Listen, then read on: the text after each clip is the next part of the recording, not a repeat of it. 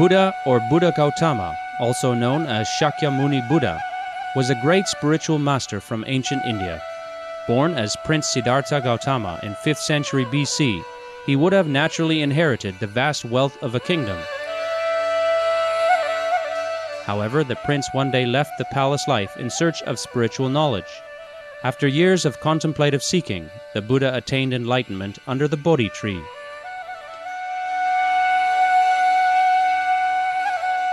He then shared the merits of his practice by providing a method for other sentient beings to be freed from the cycle of death and rebirth. The rich treasury of Buddha's spiritual teachings on universal truths are studied and revered to this day for their deep wisdom and compassion. Today we would like to share with you the sage teachings of the Buddha, the Diamond Sutra.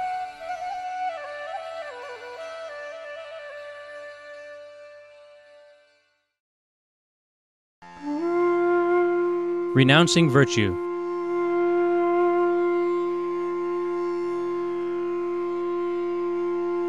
A bodhisattva or spiritual practitioner who is attached to conceptions and perceptions and who renounces virtue is like a man groping in the dark.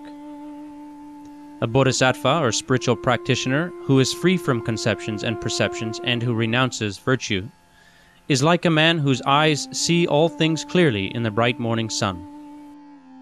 Buddha said, those good men and women who will take up this teaching on Dharma, true teaching, who will think on it, recite it, study it, and who will illuminate the whole of it for others, they are known to the Tathagata or Buddha enlightened being.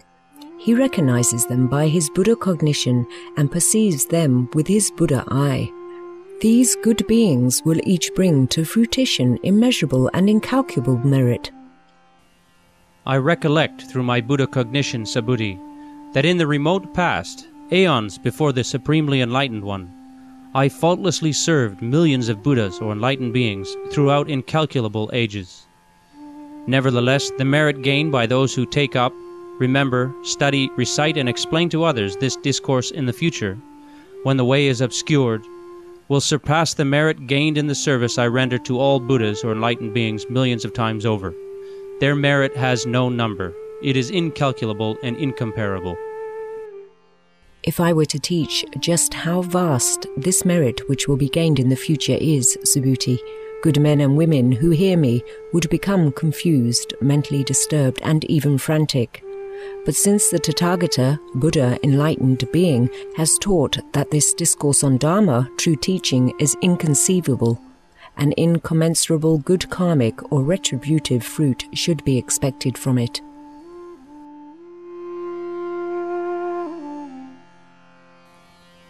Lead all beings to nirvana too.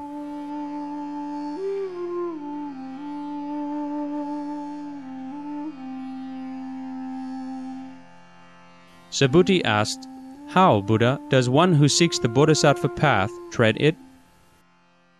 Buddha answered, one who sets out on the bodhisattva path should continuously think, I must lead all beings to absolute nirvana, or the highest paradise.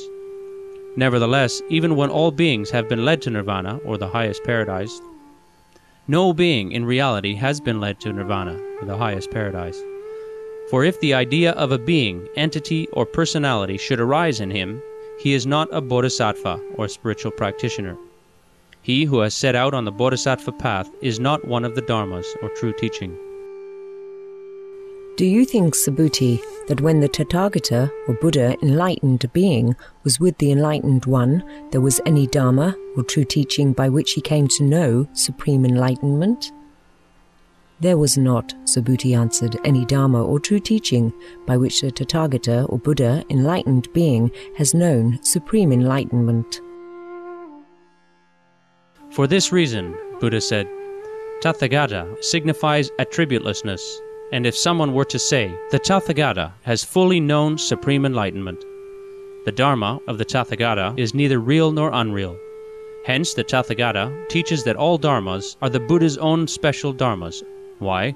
The Tathagata has taught that all dharmas together are no dharma, named bodhisattva. No, Buddha, Subhuti answered. Thus, Buddha continued, the Tathagata, Buddha enlightened being, teaches that all dharmas, true teachings, are selfless and are not beings, entities, or personalities. Even if a bodhisattva or spiritual practitioner wished to create tranquil Buddha fields, he should not be called a bodhisattva or spiritual practitioner. For the Tathagata, Buddha enlightened being, has taught that tranquil Buddha fields are not really tranquil Buddha fields. Subhuti, the bodhisattva or spiritual practitioner who continually swells on the selflessness of all dharmas or true teachings, however, is known by the Tathagata, the supremely enlightened one, as a bodhisattva of great courage. What does the Tathagata see? Buddha asks Subhuti, "What do you think? Does the Tathagata, or Buddha or enlightened being, possess the physical eye?" "Yes, Buddha," Subhuti replied.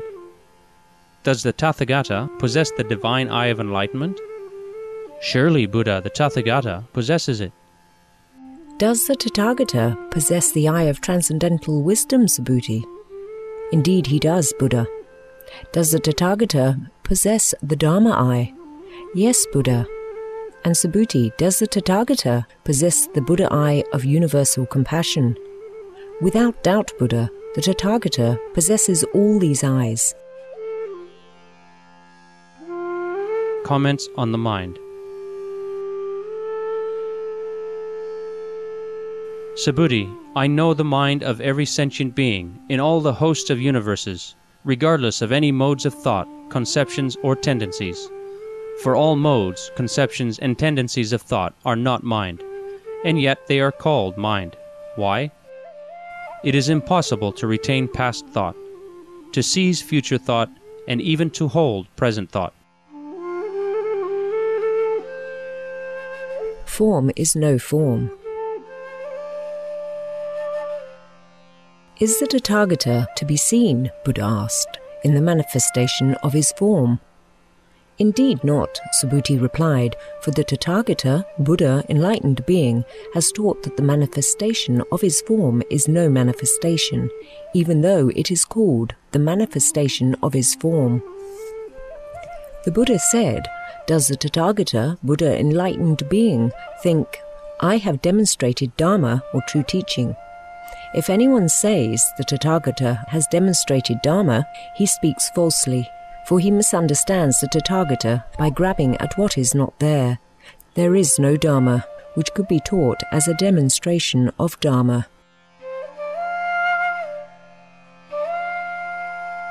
Being is non-being.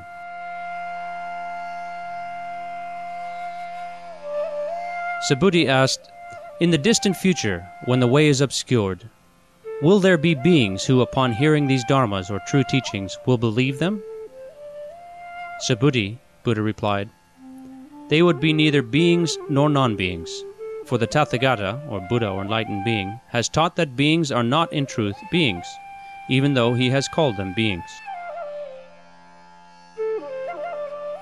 Summary of Dharma. Do you think, Subhuti, Buddha asked, there is any Dharma, true teaching, by which the Tathagata, Buddha, enlightened being, has known supreme enlightenment? There is no such Dharma, Buddha. Thus, Subhuti, no atom of Dharma, true teaching, is to be found. Therefore, enlightenment is called supreme. This Dharma, true teaching, is identical only with itself, and is undifferentiated. Therefore, it is called supreme enlightenment. Being unique and undifferentiated because of the absence of a self, entity, or personality, this supreme enlightenment is known as the collectivity of all good dharmas. But Subhuti, the Tathagata, Buddha enlightened being, has taught that dharmas are not in truth dharmas, even though they are called dharmas. Does a Tathagata, or Buddha or enlightened being, ever think, I have liberated beings? Never imagine this, Subhuti, for there is no being to be liberated by the Tathagata. If the Tathagata, or Buddha or enlightened being, thought to liberate any being, a concept of self, entity, or personality would have arisen in him. The Tathagata has taught that the concept of self is no concept. Nevertheless, common people cling to the concept of self. The Tathagata has taught that the common people are not common people, even though they are called common people. Who sees me by form, who sees me in sound? Perverted are his footsteps upon the way. For he cannot perceive the Tathagata, Buddha, enlightened being. The Buddhas, enlightened beings, are seen through Dharma, true teaching. From Dharma bodies their guidance comes. But the nature of Dharma, true teaching, is never discerned. It cannot be grasped by the mind alone. Examples of misinterpretation. The Buddha said, "No one should say, 'Those who set out upon the Bodhisattva path presume the annihilation of a Dharma or true teaching,' for it is not so, Subhuti. Those who tread the Bodhisattva path do not presume the annihilation of any Dharma or true teaching." Suppose, Subhuti, that a man or woman filled with the 7 treasures, as many galaxies as there are grains of sand in the great Ganges, and then offered them all to the Tathagatas. And suppose a Bodhisattva spiritual practitioner patiently forbore all Dharmas, true teaching, which in themselves have no essence. This Bodhisattva would gain an immeasurably greater merit, and yet a Bodhisattva should gain no merit. But would not, Buddha, Subhuti asked, a Bodhisattva or spiritual practitioner gain much merit? He would gain it, Subhuti, but he should not grasp it. Buddha continued, "If anyone says that the Tathagata, or Buddha or enlightened being, comes or goes, sits or reclines, he fails to understand my teaching. Why? The Tathagata has neither whence nor whither, and therefore he is called the Supremely Enlightened One."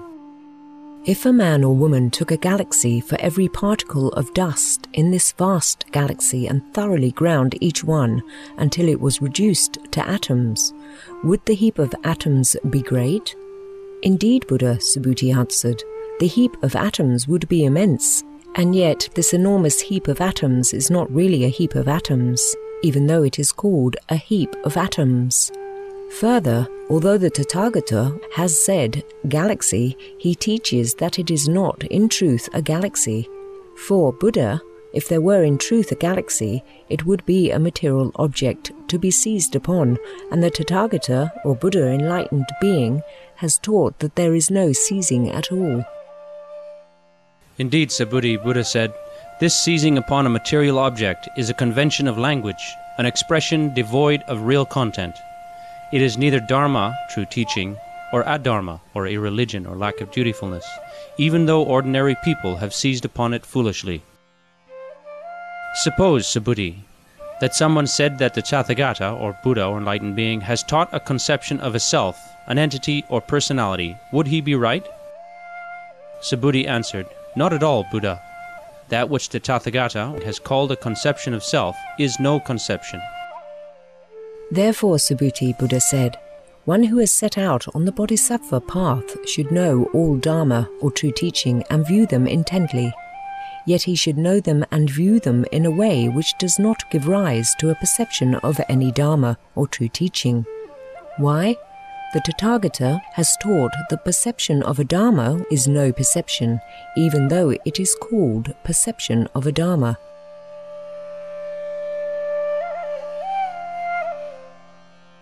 Conclusion. Even if a bodhisattva or spiritual practitioner of great courage filled innumerable galaxies with the 7 precious treasures and offered them as a gift to the supremely enlightened ones, his merit would not compare with the immeasurable merit of a good man or woman who took just one stanza from this Prajnaparamita discourse on Dharma or true teaching and remembered, recited, and studied and illuminated it for others.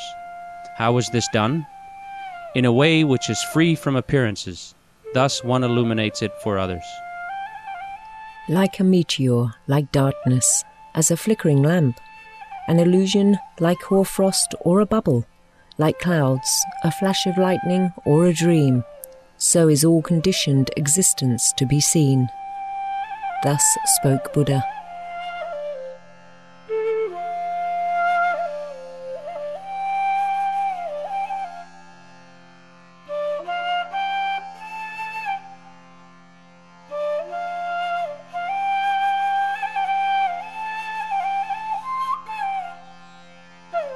Thank you for your enlightened presence for today's episode of Between Master and Disciples.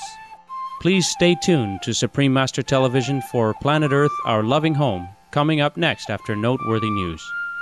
May heaven grace your life with everlasting love and harmony. For more details, please visit www.suprememastertv.com/BMD